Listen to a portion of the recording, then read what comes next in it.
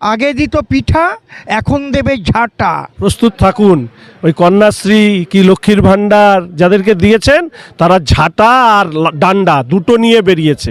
এটা শুধু সন্দেশখালিতে বেরিয়েছে, সারা বাংলা জুড়ে বেরোবে। দুর্নীতিতে নিমজ্জিত নেতাদের জন্যই ওই ঝাঁটা আর ডান্ডা দুটোই মহিলারাই বের করছে, যাদের উপরে ভরসা করে ওনারা ভোট চেয়েছে। মায়েরা ঝাঁটা ধরেছে, এই জন্যই তো মায়েরা লাঠি ধরেছে।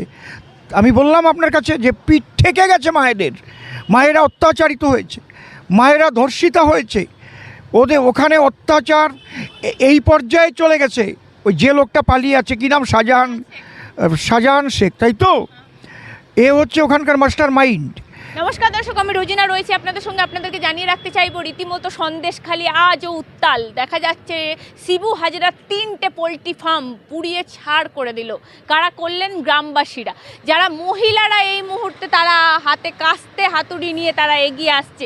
রীতিমতো রণমূর্তি ধারণ করছেন গ্রামের মহিলারা, যাদের উপর এতদিন অত্যাচার হতো। অত্যাচার কিভাবে হতো আপনারা শুনলে শিউরে উঠবেন। কিভাবে হতো জানেন? তাদেরকে রাত 12টার সময় এই শাহজাহান শেখ এবং তার সঙ্গীদের যদি পিঠে খেতে ইচ্ছা হতো, রাত 12টার সময় ওদেরকে এসে বানিয়ে দিতে হতো। যাকে মনে হতো তাকে বলতো, সে এসে বানিয়ে দিত। আর যদি না বানিয়ে দিত তাহলে কি অকথ্য অত্যাচার হতো জানেন? তাদের চুলের মুঠি ধরে তাদেরকে মারধর করা হতো। ভাবতে পারছেন সন্দেশখালির তাসরা কীভাবে সন্ত্রাস চালাতো?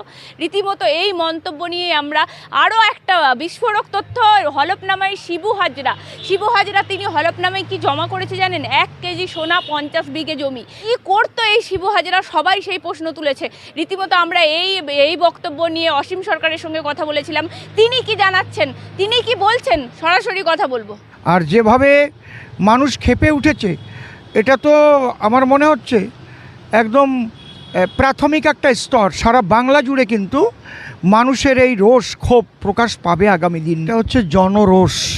যখন জনতা জনার্দন তারা চালে ঠেকে যায় না, অত্যাচারিত হতে হতে তাদের একদম পিঠ ঠেকে যায়, তখন কিন্তু সবাই ঐক্যবদ্ধ হয়। এটা আমরা দেখেছিলাম ভগবান শ্রী রামচন্দ্রের যে লীলা রামায়ণের মধ্যেই আছে।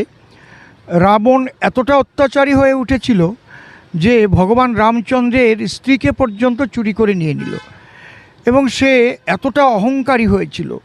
ক্ষমতার দম্ভে মানুষকে, ক্ষমতার অহংকারে মানুষকে একদম ওই যে মামাটি মানুষ বলে না, একদম মাটিতে দলিত করে দেয় শুধু দম্ভের জন্য। তখন যেমন রামচন্দ্রের ডাকে বলতে হয়নি, ভল্লুক বানর একদম যাদের চণ্ডাল বলে, সমস্ত একত্রিত হয়ে রাবণের বিরুদ্ধে কিন্তু যুদ্ধে নেমেছিল। তারা স্বতঃস্ফূর্তভাবে এসেছিল।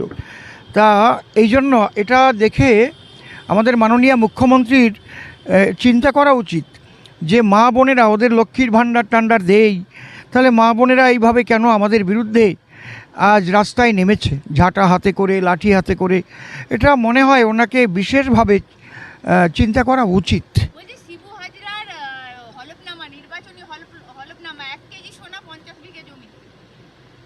ও আগে কী করতো?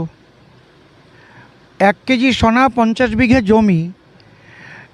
আগে লোকটা কি করতো আর তারপরে এগুলো কি করে করলো? আমার মনে হয় ওর বিরুদ্ধে সিবিআই এবং ইডি দুটো তদন্ত দিলেই এটা জানা যাবে যে প্রকৃত সম্পত্তি ওর কোথা থেকে এলো, সম্পত্তির উৎস কী। আমি এমএলএ হয়ে 88 লক্ষ টাকার সম্পত্তি আমার বিক্রি করতে হয়েছে সংসার চালাবার জন্য। 88 লক্ষ টাকার সম্পত্তি যা করেছিলাম গান গেয়ে গেয়ে, সেগুলো কিন্তু বিক্রি করে করে খেতে হয়েছে আমার দলবল চালাতে, আমার সংসার চালাতে। আর ও বেটা 1 কেজি সোনা আর 50 বিঘে জমি কি করে করলো? হ্যাঁ, এটা তদন্ত হওয়া উচিত বলে আমি মনে করি। আর যেভাবে মানুষ ক্ষেপে উঠেছে, এটা তো আমার মনে হচ্ছে একদম প্রাথমিক একটা স্তর। সারা বাংলা জুড়ে কিন্তু মানুষের এই রোষ ক্ষোভ প্রকাশ পাবে আগামী দিন।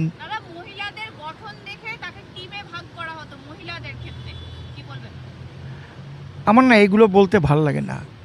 গঠন দেখে টিমে এই এত বড় মানে মায়েদের নিয়ে এত বড় বিশ্রী কথা, আমার মনে হয় এটা এই জন্যেই তো মায়েরা ঝাঁটা ধরেছে, এই জন্যই তো মায়েরা লাঠি ধরেছে। আমি বললাম আপনার কাছে যে পিঠ ঠেকে গেছে মায়েদের, মায়েরা অত্যাচারিত হয়েছে, মায়েরা ধর্ষিতা হয়েছে, ওদের ওখানে অত্যাচার এই পর্যায়ে চলে গেছে। ওই যে লোকটা পালিয়ে আছে, কী নাম, শাহজাহান শেখ, তাই তো? এ হচ্ছে ওখানকার মাস্টার মাইন্ড এবং এই সমস্ত কিছু মনিটরিং করতো। এখন আমি চাইবো মাননীয় মুখ্যমন্ত্রী এটাকে বিশেষভাবে লক্ষ্য করুন, তাই নাহলে সারা বাংলা জুড়ে মায়েরা যখন পথে নেমে যাবে। রাত 12টার সময় পিঠে করার জন্য ডাকা হতো মহিলাদেরকে, যদি তারা না করতো চুলের মুঠি ধরে অত্যাচার করা হতো। আমি তো এক কথায় বুঝিয়ে দিলাম যে এতটা অত্যাচারিত হয়েছিল যে কারণে আজ মায়েরা ঝাঁটা, আগে দিত পিঠা, এখন দেবে ঝাঁটা। বুঝতে পারছেন কি বলছি? আগে দিত দায় থেকে পিঠা, ওদের চাপে পড়ে দিত পিঠা, এইবার মায়েদের চাপে পড়ে ওরাই খাবে ঝাঁটা। নমস্কার। তো কম, এর থেকে বেশি দেখার কথা। দিদির পরিবার দেখে অনুপ্রাণিত হয়নি নাকি? দিদির পরিবারে 75% চলে গিয়েছে বলে 25% দিয়ে এইটুকু জোগাড় করতে পেরেছে। আমি তো এইসব মানুষের নামও জানি না, এইসব শুনলাম আর কি। আমি শুধু এইটুকু বলবো, প্রস্তুত থাকুন। ওই কন্যাশ্রী কি লক্ষ্মীর ভাণ্ডার যাদেরকে দিয়েছেন, তারা ঝাঁটা আর ডান্ডা দুটো নিয়ে বেরিয়েছে। এটা শুধু সন্দেশখালিতে বেরিয়েছে, সারা বাংলা জুড়ে বেরোবে। ওই যে শোভনবাবু বলেছিল ইডি সিবিআই নাকি জনরোষে মার খাচ্ছে, এখন আর শোভনবাবুর মুখ দেখা যাচ্ছে না। সন্দেশখালিতে যেটা হয়েছে সেটা কি জনরোষ না অন্য কিছু? সে তো শোভনবাবু জানেন, ভালো বোঝেন, ওই জন্য আর ওনার এই বক্তব্য শোনা যাচ্ছে না।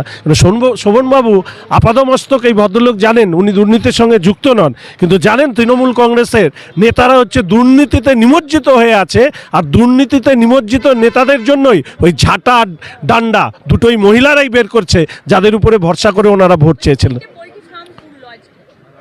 এই ব্যাপারে তথ্যগুলো আসুক, আমি তো এই ব্যাপারে জানি না, আমি বিধানসভায় আছি।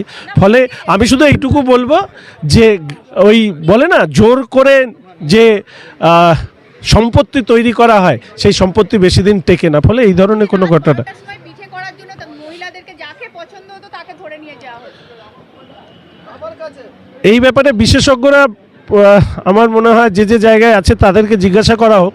তবে আমি শুধু এইটুকু বলবো, এটাতে যদি কেউ আশ্চর্য হন তাদেরকে এটা বলবেন যে কারা দপ্তরের বিশেষ ব্যবস্থাপনায় এখন মহিলা বন্দীরা তারা হচ্ছে সেলের মধ্যে সন্তান সম্ভবা হয়ে যাচ্ছে।